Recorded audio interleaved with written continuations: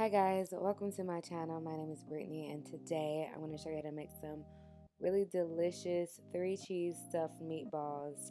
These are so good, and guess what? They are low carb, keto friendly, and your friends, your family won't even know it.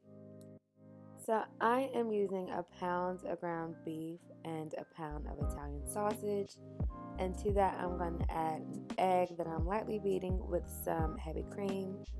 As always, exact measurements are in the description below.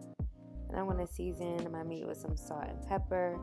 I'm going to aggressively add in some garlic. Not sure why it was so intense, but hella garlic. And I'm going to season with some oregano, thyme, some dried rosemary that I'm cracking in there, Parmesan cheese, and I am using pork rind crumbs because I want this to be low carb and to hold in that moisture, but you can totally use regular breadcrumbs. And I almost forgot my basil and some chopped onions, and that's it. I'm going to add in my flat beater attachment on my standing mixer because I'm super lazy, but obviously your hands are just as good. So I'm going to mix this until it's fully incorporated and it'll start to form a ball on its own. Now, before you waste like a whole batch of meat, it's always so smart to take a small chunk and try this out. So that's what I did, and the seasonings were perfect for me. So now I'm going to line my cutting board with some wax paper so when I lift them up, they don't stick. And I am taking a tennis ball sized portion of meat and I'm going to roll that, and then I'm going to smush it so I can fit my cheese in there. So I'm going to continue to do that, rolling and flattening. Don't worry about the color of this meat. This is just all of those green herbs. And this batch actually made 12 meatballs. I just didn't have enough room. And now I'm going to take 2 or 3 tablespoons of my shredded provolone and mozzarella mix. I'm going to load that in.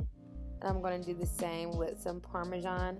Now usually you'll see shredded cheese or chunks of cheese, but I like my cheese to really melt and fully incorporate into the meat and not form like this one chunky melty block.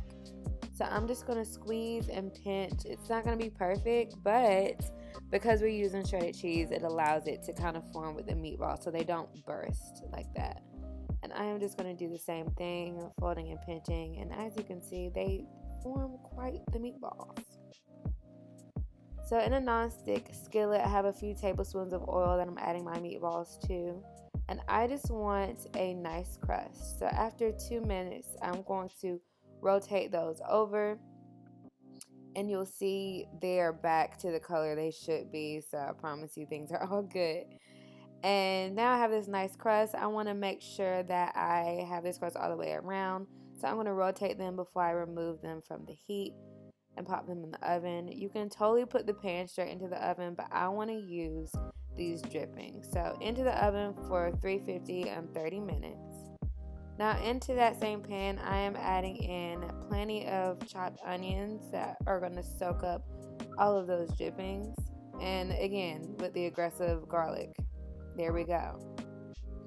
I'm going to give that a stir. As you can see, it's picking up all of those flavors. And to that, I'm going to add in some tomato paste. Make sure you cook your tomato paste out because it is so very concentrated.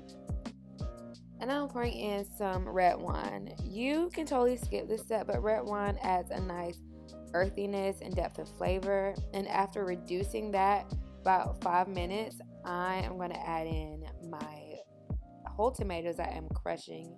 And as you can see, my sauce reduced plenty and it was nice and thick. Now I'm adding in a bunch of fresh basil. I'm going to give that a stir, and into the oven that goes.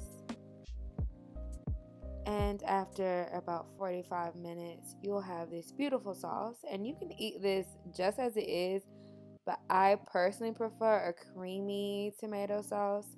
So I'm just going to load this in to this cup, and using my immersion blender, I'm going to puree this down. A blender or food processor works just fine. But after this is nice and smooth and you see this beautiful color, I'm going to pour this back into the pan. I'm going to add in a little bit of cream because I want this really creamy. And I'm also going to add in a little bit of Parmesan cheese and a lot of fresh pepper. I also added in a little bit more of my mozzarella and provolone, giving that a stir, and that's done. My marinara cream sauce is finished. My meatballs are done. I pop them back in to heat them back up, and now I'm going to pour on this delicious sauce. And as if this isn't cheesy enough, I'm just going to top it off with a little bit more provolone. I'm going to put it back in the oven just so it can get nice and melty. And after a few minutes, you are done. Look at that. So these took a little bit more work than my usual recipes, but I promise you it's worth it. You can make these ahead of time and freeze them.